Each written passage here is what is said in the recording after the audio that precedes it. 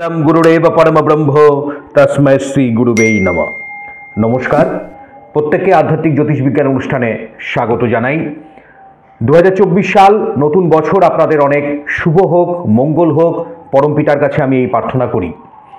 2024 সালের জানুয়ারি মাস মাসিক রাশিফলের এই অনুষ্ঠান আমরা শুরু করছি। চলুন প্রথমেই আমরা জেনে নেব এই মাসে আপনাদের গ্রহ নক্ষত্রের অবস্থান কেমন থাকছে।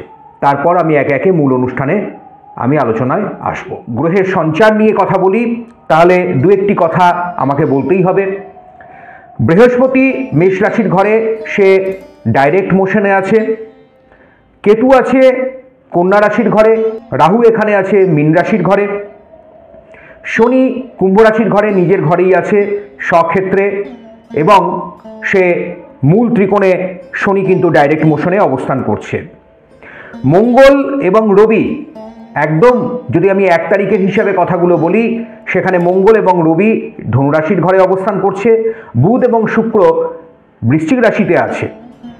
চন্দ্র প্রতি সোয়া 2 দিন অন্তর কিন্তু তার স্থান পরিবর্তন করে। এবার আমরা 2 তারিখে দেখব বুধ কিন্তু টার্ন নেবে, ডাইরেক্টে অর্থাৎ ডাইরেক্ট মোশনে আসবে, এবং সে কিন্তু স্করপিওতে মানে বৃশ্চিক রাশিতে তার অবস্থান হবে। ঠিক তার 5 দিন পর 7 তারিখে বুধ কিন্তু বৃশ্চিক রাশি পরিত্যাগ করে সে কিন্তু ধনু রাশিতে অবস্থান করবে। আবার ধনু রাশিতেই কিন্তু আমরা 18 তারিখে শুক্রকেও দেখব, সে স্যাজিটেরিয়াসে অর্থাৎ ধনু রাশিতে কিন্তু তার এন্ট্রি হবে। 15 তারিখ কিন্তু খুবই গুরুত্বপূর্ণ, কারণ রবি মকর রাশিতে প্রবেশ করবে। এটা হচ্ছে আমাদের জানুয়ারি মাসের একটা গ্রহ নক্ষত্রের সার্বিক একটা অবস্থা। চলে আসছি যাদের তুলা রাশি বা তুলা লগ্ন, তাদের মাসিক রাশিফল জানুয়ারি মাস কেমন যাবে। দেখুন, বায়ুতত্ত্বের চর রাশি অধিপতি হচ্ছে শুক্র। এই তুলা রাশি বা তুলা লগ্ন যাদের, শুক্রের প্রভাবটাই সবসময় কি হয়, সে কিন্তু সদা সর্বদা প্রযুক্তি, যুক্তি, ন্যায়, নিষ্ঠা, একটা লাক্সারিয়াস লাইফ, শৌখিন সামগ্রিকের ওপর একটা চাহিদা, প্রেম প্রীতি, রিলেশনশিপ, সন্তান স্থান, বিবাহের জায়গা, এগুলো কিন্তু আমাদের শুক্র দিয়ে থাকে। এক কথায় শুক্রের দ্বারা আমরা আমাদের জীবনের ল্যাভিসলি লাইফটাকে কিন্তু লিড করি। শৌখিন জীবন, সুন্দর একটা মানসিক একটা দিক এই শুক্র কিন্তু আমাদের দিয়ে থাকে। শুক্রের মধ্যে তাই এতটাই আকর্ষণ আছে। লাভ, রিলেশনশিপ, প্যাশনকে শুক্র ইন্ডিকেট করে। আমি বলবো অনুষ্ঠান পুরোটাই আপনারা দেখুন, শেষে কিছু টোটকা বা টিপস থাকবে স্পেশালি আপনাদের জন্য।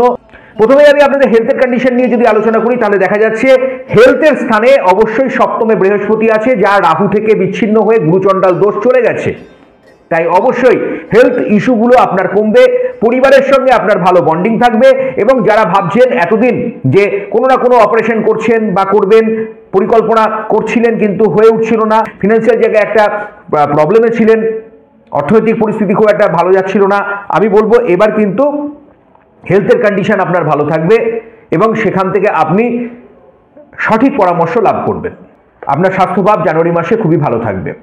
এবার চলে আসি আপনার কেরিয়ার, সঙ্গে আপনার অর্থনৈতিক পরিস্থিতি, ফিনান্সিয়াল স্থান, এবং সঙ্গে আপনার জব বা বিজনেসে যদি আপনি স্বাধীনভাবে থাকেন সেগুলো কেমন থাকবে।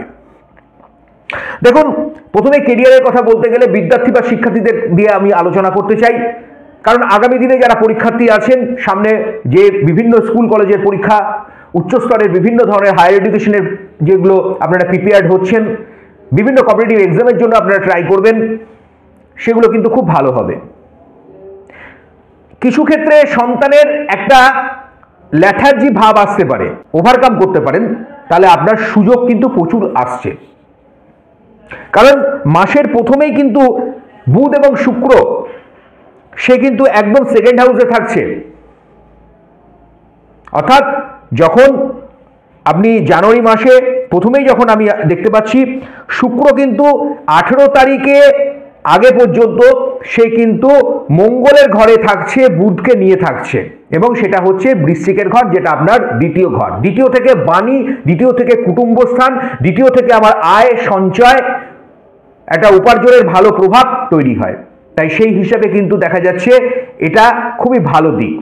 18 তারিখে কিন্তু শুক্র স্যাজিটেরিয়াসে অর্থাৎ ধনু রাশির ঘরে যাবে, সেটা দত্তগুরু যোগ তৈরি করবে, অর্থাৎ বৃহস্পতি এবং শুক্র একত্রিত হবে তৃতীয় ঘরে শুক্র যখনই অবস্থান করবে সেখানে আপনার ভাতা ভগ্নির সঙ্গে সুসম্পর্ক তৈরি হবে।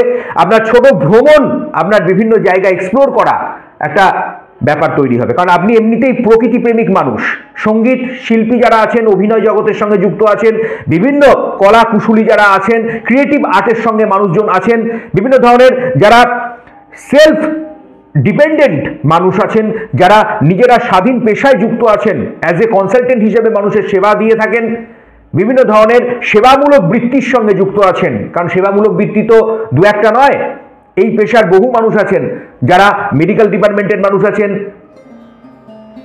যারা বিভিন্ন বিউটি পার্লারগুলো চালাচ্ছেন, যারা শিক্ষকতার কাজের সঙ্গে যুক্ত আছেন, যারা বিভিন্ন ধরনের ফিল্ডে নেমে মানুষের সঙ্গে সরাসরি কাজকর্ম করেন, খাদ্য সংক্রান্ত বিষয়ে যারা ব্যবসা বাণিজ্য করছেন, ফুড ওরিয়েন্টেড বিষয়, ট্রাভেল ট্যুরিজমের জায়গায় যারা বিজনেসে আছেন বা ওই পেশার সঙ্গে যুক্ত যারা কাজকর্ম করেন, সেখানে খুব ভালো। সরকারি বা বেসরকারি কর্মচারী হিসাবে আগামী দিনে নিজেদের প্রিপেয়ার্ড করছেন বা অলরেডি আপনি যুক্ত আছেন কিন্তু এখনো পর্যন্ত সেইভাবে ডেভেলপমেন্ট পাননি, আমি বলবো 2024 সাল যেহেতু শনির বছর, আর শুক্র শনি মিত্রস্থান এবং শুক্র আপনার রাশি বা লগ্নের যেহেতু অধিপতি, তার ফল এই জানুয়ারি মাস থেকে আপনি খুব ভালোভাবে পেতে চলেছেন। সেই হিসাবে এই মাস, জানুয়ারি মাস আপনার জন্য আয় উন্নতি, কর্মের নতুন ভালো যোগাযোগ, বাইরে যাওয়ার একটা ভালো প্রভাব, এগুলো কিন্তু বাড়িয়ে দেবে। অবশ্যই সেখানে কিন্তু আপনার একটা মেন্টালি একটা হেলদি একটা কন্ডিশন আপনি দেখতে পাবেন। মনে রাখবেন, হার্ট রিলেটেড কোনো সমস্যা, চোখের এবং স্কিনের কোনো সমস্যা কিন্তু আপনার আসতে পারে, সেখানে কিন্তু আমি বললাম একটু সজাগ থাকতে হবে। এবার চলে আসছি আপনার লাভ, রিলেশনশিপ এবং ফ্যামিলি স্থান কেমন থাকবে। দেখুন, যারা প্রেম রিলেশনশিপে আছেন, বন্ধুত্ব সম্পর্কে আছেন, মনে রাখবেন কিছু কিছু ক্ষেত্রে হতে পারে পার্টনারের আপনি সাপোর্ট তো পাবেন, কিন্তু মাঝে মধ্যে একটু ভুল বোঝাবুঝি হতে পারে। কেন হতে পারে? কারণ শনি আপনার পঞ্চম স্থান, চতুর্থ স্থানের অধিপতি এবং শনি পঞ্চমে নিজের ঘরে বসে থাকার কারণে সেখানে প্রেম প্রীতি রিলেশনশিপে একটা মিসআন্ডারস্ট্যান্ডিং ছোটখাটো ঘটিয়ে দেয়। কিছু সন্ধিয়ান মানুষ, কিছু ছিদ্রান্বেষী মানুষ, এগুলো থেকে সতর্ক। জিনিসপত্র লেনদেন করবেন, কেনাকাটা করবেন বা কাউকে কোনো কিছু টাকা পয়সা দেবেন, সেখানে কিন্তু অবশ্যই একটু লেখাপড়া করে বা সেটা সজাগ থেকে করবেন, না হলে ষষ্ঠে রাহু তো আপনার পরাক্রমশীলতা বাড়াবে, ঠিক কথাই, কিন্তু অনেক সময় কি হয়, কপটতার ছলের একটা প্রভাব তৈরি করে, কারণ আপনার ষষ্ঠে রাহু এবং দ্বাদশে থাকছে আপনার কেতু। দ্বাদশে কেতু কিন্তু মারক স্থান, ষষ্ঠে সেটাও কিন্তু মারক, কিন্তু ষষ্ঠে রাহু কিন্তু বন্ধুত্বর জায়গাকে বাড়িয়ে দেয়, একটা ভালো দিক তৈরি করে। যদি আপনার রাশিচক্র ন্যাটাল চার্টে রাহু নিজে ভালো অবস্থানে থাকে, তাহলে এই গোচরে কিন্তু রাহু আপনার ষষ্ঠে থাকার ফলে আপনি অনেক দিক থেকে লাভবান হবেন এই জানুয়ারি মাসে। ফিনান্সিয়াল জায়গা থেকে আপনারা অনেকটাই ডেভেলপমেন্ট পাবেন, হঠাৎ করে কোনো প্রাপ্তি তৈরি হতে পারে।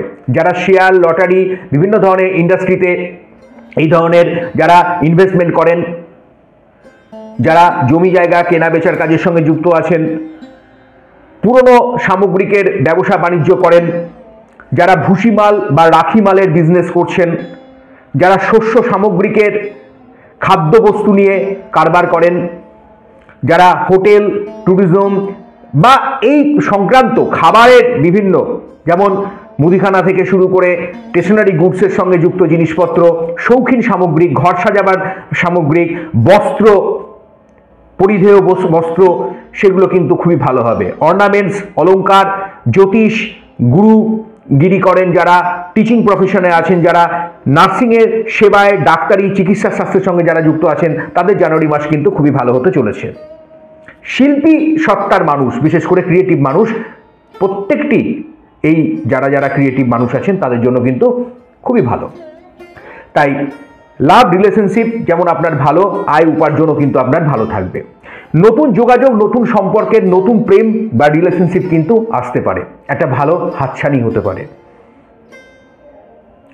যারা অলরেডি বিবাহ করেছেন কিন্তু কোনো না কোনোভাবে কোনো লিটিগেশন ঝামেলায় আছেন, অশান্তির মধ্যে আছেন বা সেখান থেকে বেরিয়ে আসার পরিকল্পনা করছেন, সেখানেও বলা যেতে পারে আইনি জটিলতা অনেকটাই কমবে। তবে শত্রু স্থান রাহু আপনার পরাক্রমশীলতা বাড়ানোর ফলে আপনার শত্রু অনেকটাই দমিত হবে, অর্থাৎ এই জায়গাটা আপনাকে আগের থেকে তুলনামূলক কম ফেস করতে হবে। আপনার ক্ষেত্রে শুভ সংখ্যা 2 এবং 6 সংখ্যা। আপনার ক্ষেত্রে শুভ বর্ণ, যে রং আপনি জানুয়ারি মাসে পুরোটাই ব্যবহার করবেন, আকাশী রং নীল রং ব্যবহার করুন। আপনার ক্ষেত্রে শুভ দিক দক্ষিণ দিক, দক্ষিণ পশ্চিম দিক। আপনার ক্ষেত্রে শুভ বার সোমবার, শুক্রবার এবং শনিবার। প্রত্যেকে কিন্তু নবগ্রহ স্তোত্রটি পাঠ করতে ভুলবেন না। সঙ্গে আমি যে কালার এবং যেভাবে আপনাদের টিপসগুলো দিলাম সেগুলোকে ফলো করার চেষ্টা করুন। ডেসক্রিপশনে আপনারা নবগ্রহ স্তোত্রটি কিন্তু পেয়ে যাবেন। প্রতিদিন অন্তত নবগ্রহ স্তোত্রটি পাঠ করলে আপনাদের শারীরিক মানসিক বিভিন্ন ক্লেশ এবং বিভিন্ন বাধা বিঘ্ন থেকে আপনারা কিন্তু অনেকাংশে ভালো থাকবেন, সুস্থ থাকবেন আর প্রতিপত্তিকে ভালো রাখার চেষ্টা করবেন। নমস্কার।